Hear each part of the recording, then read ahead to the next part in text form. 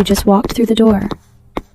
You've been gone for 6 hours, and your baby, who was perfectly calm, playing, babbling, completely fine, one look at you, and completely falls apart. Screaming, arms reaching, face crumpling, inconsolable. And every parent in that moment thinks the same thing. Did I do something wrong? Is this separation anxiety? Is my baby mad at me? Some parents feel guilty. Some feel rejected. Some feel like they're failing somehow. Because shouldn't the baby be happy to see them? Here's what nobody tells you. That cry, that specific, gut-wrenching cry you hear the moment your baby sees your face after missing you, is not a sign that something is wrong. It is one of the most sophisticated emotional responses that exists in the human brain. And the neuroscience behind it will completely change how you see your child. The obvious explanation is that your baby was holding it together while you were gone, and then let go the moment you came back, like a pressure valve releasing. And that's partially true, but it's also almost completely wrong, because it misses the deeper question. Why does your baby feel safe enough to fall apart only with you? Why not with the caregiver who was there all day? Why not when a stranger walks in? Why only when they see your face? The answer has almost nothing to do with separation, and everything to do with how your baby's brain is wired at a biological level. Researchers at the University of California, Berkeley, published findings that reframe this entirely. What you're watching is not a breakdown. It is your baby performing a precise, targeted emotional signal, aimed specifically at the only person in the world their brain categorizes as a safe base. In other words, your baby isn't crying because you left. They're crying because you came back. And that distinction changes everything. To understand what's actually happening, you have to go back to 1969. A British psychiatrist named John Bowlby had spent decades studying children who were separated from their caregivers. Orphans, evacuees, hospitalized children. And he noticed something that nobody had systematically studied before. Children don't just want their caregivers. They need them, in the same way they need food and water. Not as a preference, as a survival mechanism. Bowlby called it attachment theory, and it describes something radical for its time. That human infants are born pre-wired at a neurological level to seek and maintain proximity to a specific caregiver.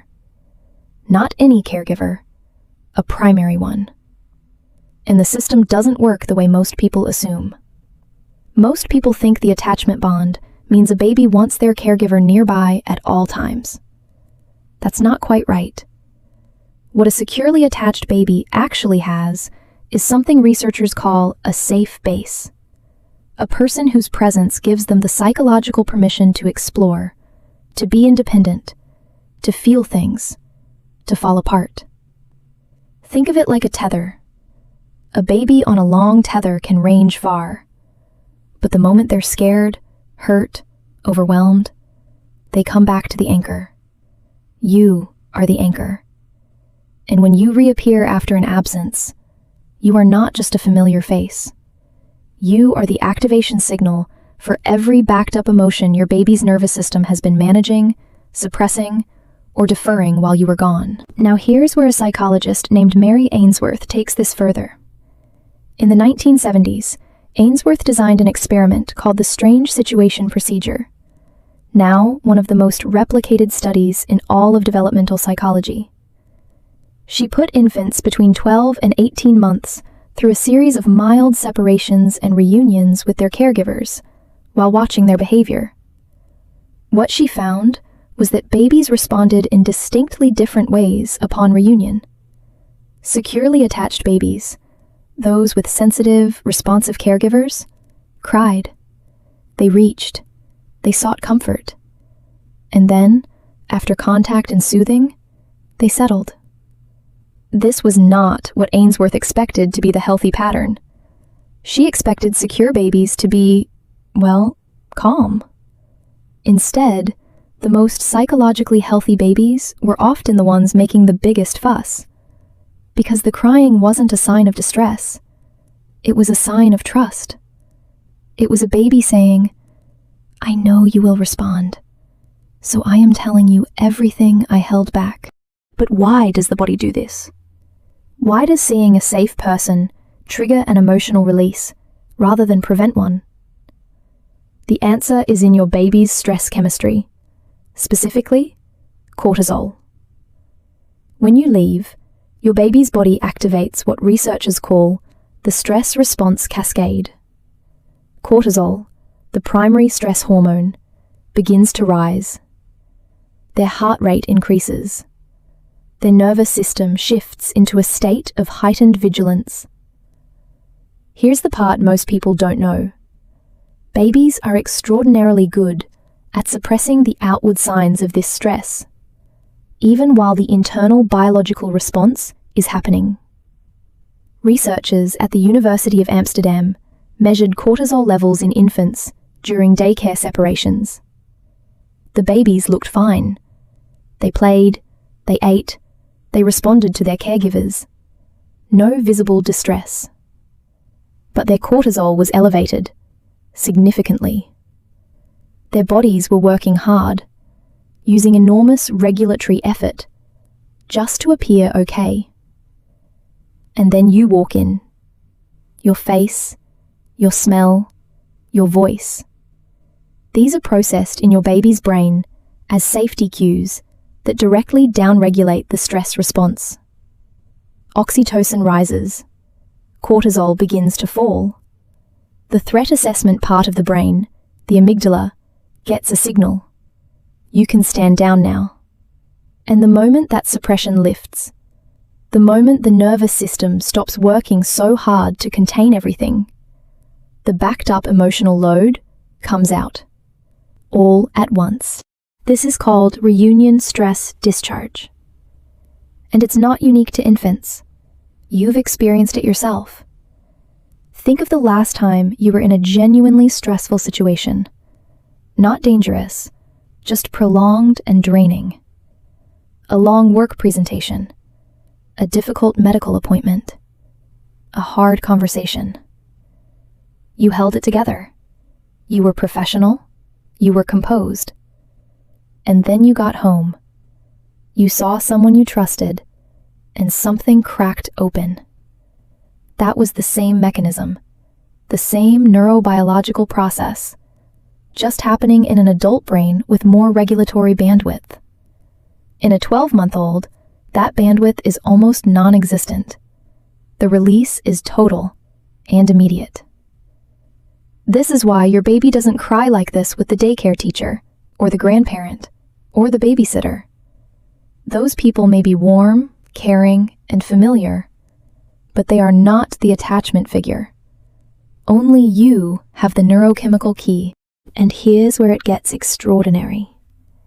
In 2015, a team at Azabu University in Japan published findings in Science, one of the most rigorous journals in the world, showing that when a dog and its owner gaze at each other, both experience simultaneous rises in oxytocin. The reason I'm telling you about dogs is because the same research team later replicated a parallel effect in human parent-infant pairs. And what they found reveals something fundamental about how attachment works chemically. When a caregiver responds to a baby's reunion cry, picks them up, makes eye contact, soothes them, both the caregiver's and the baby's oxytocin levels rise in synchrony. The baby cries, the parent responds.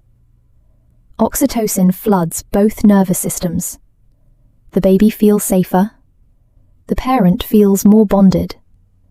The baby calms. It is a self-completing loop. The cry initiates it. Your response completes it. And every single time this loop completes successfully, every time you come back and your baby cries and you respond and they calm, You are literally building the neural architecture of secure attachment in your child's brain. Not by preventing the cry, by being there for it. I want to stop here for a moment, because I think this reframe is the most important part of this video. Every parenting culture in the world gives parents an implicit message. A crying baby is a failing baby, or a failing parent. Crying is the problem. Calm is the goal. But developmental neuroscience says something completely different.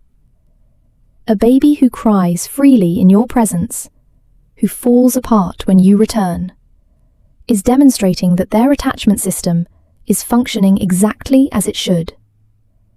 They are showing you that they know you are safe, that your presence is qualitatively different from everyone else's, that they have been holding something, waiting for you, and that the wait is over. Researchers at the University of Minnesota's longitudinal study, which followed children from infancy to adulthood, found that securely attached babies who showed strong reunion responses were more likely as adults to have stable relationships, healthier emotional regulation, and greater resilience under stress.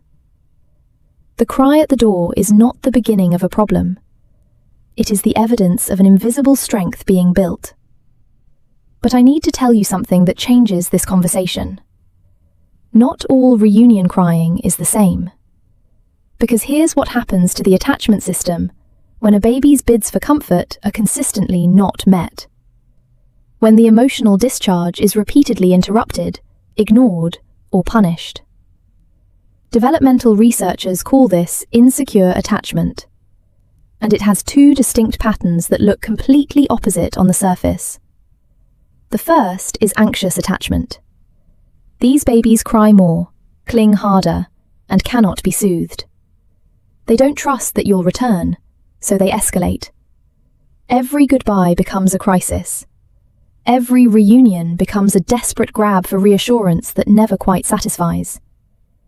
The second is more alarming, because it looks like the opposite problem. Avoidant attachment. These babies seem calm at reunion. They don't cry. They don't reach for you. They appear indifferent. But here's what the research shows. Their cortisol levels are just as elevated as the anxious babies. They learned that expressing need doesn't work, so they stopped expressing it. They are in distress. Silent, internal, invisible distress. And they've learned to hide it from the one person who was supposed to be safe. The baby who doesn't cry at the door isn't easier. They're telling you something you need to hear. This is why researchers consistently emphasize that the goal is not to eliminate the reunion cry. It is to be reliably available for it. Sensitivity, consistency, response, not perfection. You do not need to be there every moment, or never make mistakes, or never be tired. Research by developmental psychologist Ed Tronick showed that even in healthy attachments, caregivers are only in sync with their babies about 30% of the time. The other 70% involves misattunement and repair. It is the repair that builds the bond, not the absence of rupture.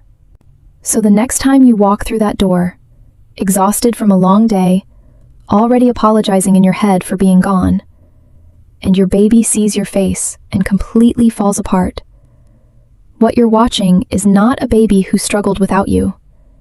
It is a baby who survived without you, who held it together, managed the arousal, regulated just enough, and then saw your face and knew they didn't have to anymore. They're not angry that you left. They're relieved that you're back.